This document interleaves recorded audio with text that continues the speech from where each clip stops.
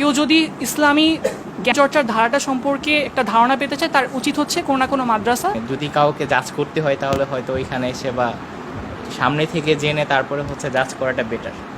আমার মনে হয় আমার শিক্ষা জীবনের শেষ দিকে এসে অনেক যে প্রাপ্তিগুলো রয়েছে এর মধ্যে অন্যতম অনেক বড় একটা প্রাপ্তি এই চরমোনাই জামিয়ায় আসতে পারা এবং পীর সাহেবের সুহবত প্রাপ্তি হওয়া। নাহমাদুহু ওয়া নুসাল্লি আলা রাসূলিল কারীম। আলহামদুলিল্লাহ সুম্মা আলহামদুলিল্লাহ।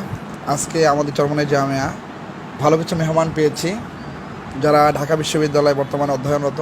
প্রায় 50 জনের মতো মেহমান আমাদের এখানে এসেছেন। খুব ভালো লেগেছে। অনেকেই প্রথম এসেছেন, অনেকে সংবাদপত্রে কাজ করছেন, অনেকে পড়াশোনার পাশাপাশি মাশাআল্লাহ অনেকে বড় বড় উদ্যোক্তাও এখানে আছেন আমি দেখতে পাচ্ছি, এবং সমাজকর্মী।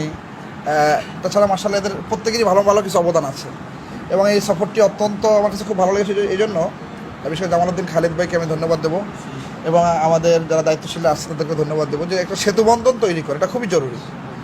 জেনারেল শিক্ষিতরা মাদ্রাসা শিক্ষিতকে আলাদা জগৎ মনে করে, যে আসলে আলাদা জগৎ না হয়ে আমরা যে একই জায়গার মানুষ, একই পরিবারের মানুষ, এটা আমাদের কল্পনাটা চিন্তাটা থাকা উচিত। তো আপনাদের এই পরিকল্পনাকে ধন্যবাদ জানাচ্ছি। পাশাপাশি যারা নতুন এসেছেন তাদের মতামত চাচ্ছি। তামিম আহসান ঢাকা বিশ্ববিদ্যালয়ে পড়াশোনা করছেন, কোন বিষয়ে পড়েন? গণযোগাযোগ সাংবাদিকতা। মাশাআল্লাহ, পড়ার পাশাপাশি এখন সে সাংবাদিকতা পেশায় কাজ শুরু করেছে। চমৎকার, মাশাআল্লাহ। তো ভাই, আপনার কেমন লাগলো? আপনার মতামতটা, অনুভূতিটা একদম মিনিটে বলুন। আসসালামু আলাইকুম ওয়া রাহমাতুল্লাহ।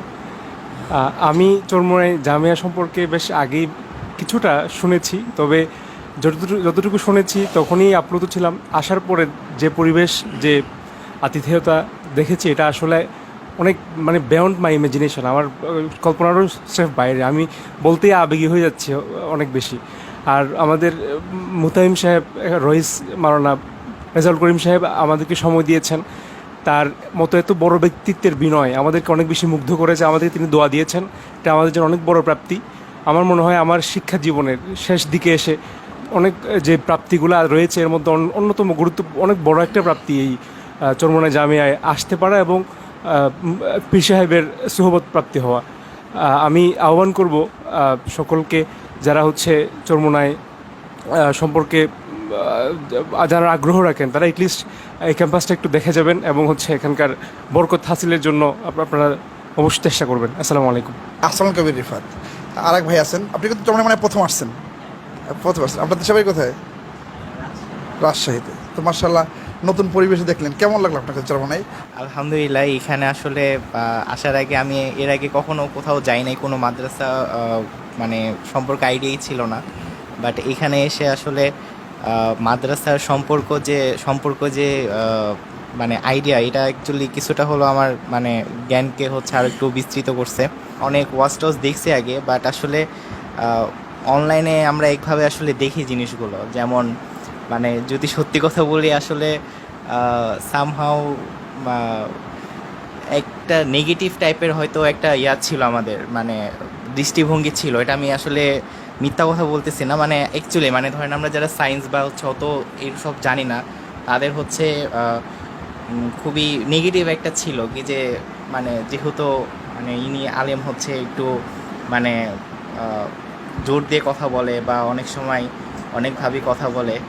তো আলটিমেটলি এখানে আসার পরে আসলে আমাদের ওই দৃষ্টিভঙ্গিটা আসলে বদলে গেছে। আসলে ওনার সামনাসামনি দেখে অ্যাকচুয়ালি আমরা টিভিতে যেভাবে দেখি বা অনলাইনে যেভাবে দেখি, অ্যাকচুয়ালি এখানে আসলে ব্যাপারগুলো আসলে সেরকম না। সেই ক্ষেত্রে আসলে বলতে পারে, হ্যাঁ, ব্যক্তি জীবন আসলে ব্যতিক্রম লেগেছে। অনলাইনে আর আসলে সামনাসামনি ব্যাপারগুলো মোটেও সেম না। তো আসলে যদি কাউকে জাজ করতে হয় তাহলে হয়তো ওইখানে এসে বা সামনে থেকে জেনে তারপরে জাজ করাটা বেটার। জি, আমার নাম নোমান বিন মোর্শেদ। আপনি কোন ডিপার্টমেন্টে পড়েন? আমি ঢাকা ইউনিভার্সিটি নিউক্লিয়ার ইঞ্জিনিয়ারিং ডিপার্টমেন্টে অধ্যয়নরত। নিউক্লিয়ার? জি, নিউক্লিয়ার ইঞ্জিনিয়ারিং। আচ্ছা, মাশাআল্লাহ। তো যাক, আপনি তো ভালো সাবজেক্টে পড়তেছেন। তো আপনি চরমোনাই প্রথম এসেছেন? জি, আমার সেতুবন্ধন সফরে কোনো মাদ্রাসায় যাওয়া এই প্রথম। আপনার কাছে কেমন লাগলো আমাদের চরমোনাই জামিয়া পরিবেশ? জি, আমি আপনার অনুভূতি? দুটি বিষয় উল্লেখ করব। একটা আমার প্রথম কথা আমরা যারা জেনারেল লাইনে পড়ি, তাদের জ্ঞান চর্চার ধরনটা অনেক অন্যরকম। যেমন আমাদের আরবির সাথে মুসলিম হওয়া সত্ত্বেও কোনো সংশ্লিষ্টতা থাকে না। তো এখানে আমি যেসব জিনিস দেখেছি, যেমন তারা হাদিসের আলাদা বিভাগ আছে, তাদের ইসলামী হচ্ছে ফিক বা হচ্ছে ইসলামিক জুরিসপ্রুডেন্স। যে জুরিসপ্রুডেন্সের বিষয়গুলো হচ্ছে অনেক মানে অন্য একটা স্টাইলে অধ্যয়ন করা হয়, যেগুলো আমরা সচরাচর মনে করি যে আমাদের যে সচরাচর জ্ঞান চর্চার ধারা সেগুলো থেকে হচ্ছে অনেক ডিট্যাচড। যেমন হচ্ছে তারা হচ্ছে বলেছে যে তারা ফৌজদারি আইন, দেওয়ানি আইন এগুলো হচ্ছে নিয়ে পড়াশোনা করে। তারপর হচ্ছে তাদের প্রত্যেকটা হাদিসের হচ্ছে মানে যারা হচ্ছে আমাদের 4টা মাযহাব আছে, প্রত্যেকটা মাযহাবের জন্য তাদের আলাদা করে হচ্ছে বই আছে। আমাদেরকে তারা লাইব্রেরি দেখিয়েছে। আমার কাছে বিষয়টা অত্যন্ত অন্যরকম লেগেছে এবং অসাধারণ লেগেছে। এবং দ্বিতীয় যে বিষয়টা আমি উল্লেখ করবো সেটা হচ্ছে তাদের আপ্যায়নের ধরনটা। তাদের হচ্ছে আপ্যায়নের যে আন্তরিকতা ছিল, তারা আমাদেরকে যেভাবে আদর করে এত আপন মনে হচ্ছে আপ্যায়ন করেছেন, এটা হচ্ছে আসলে সচরাচর অন্য কোথাও দেখা যায় না। তো এই দুটি বিষয় আমার কাছে অসাধারণ লেগেছে এবং আমি মনে করি যে কেউ যদি ইসলামী জ্ঞান চর্চার ধারাটা সম্পর্কে একটা ধারণা পেতে চায়, তার উচিত হচ্ছে কোনো না কোনো মাদ্রাসা বা এই ধরনের সেতুবন্ধন সফরগুলোতে হচ্ছে অংশগ্রহণ করা। অসংখ্য ধন্যবাদ, জাযাকুমুল্লাহ খাইর। আমি হচ্ছে ঢাকা ইউনিভার্সিটির বায়োকেমিস্ট্রি অ্যান্ড মলিকুলার বায়োলজির ডিপার্টমেন্টে।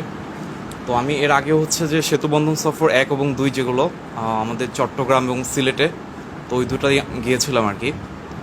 তো অন্যান্য মাদ্রাসার সাথে এই মাদ্রাসার আমার বেশ কিছু ইউনিক জিনিসপাতি দেখার মানে সুযোগ হয়েছে।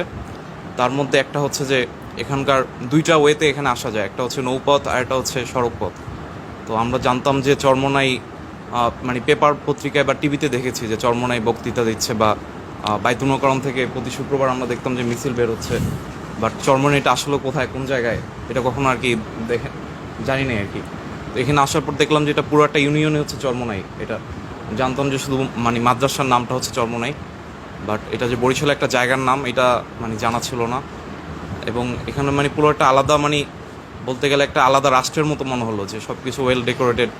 এখানে মহিলা সেকশন, পুরুষ সেকশন আলাদা, এবং মানে একটা ইসলামিক রাষ্ট্র আমরা যেভাবে দেখি আর কি ওরকম একটা একটা মডেল মনে হচ্ছে আর এটাকে। আর সব কিছু মিলে মানে এবং আধুনিকতার দিক থেকে আমাদের দেখলাম যে হেলিপ্যাড আছে, লিফট সিস্টেম, যেটা আর কোনো মাদ্রাসায় দেখিনি এর আগে চট্টগ্রাম যে বড়। তো সব মিলে আর কি মনে হলো যে বেশ গোছানো আর কি।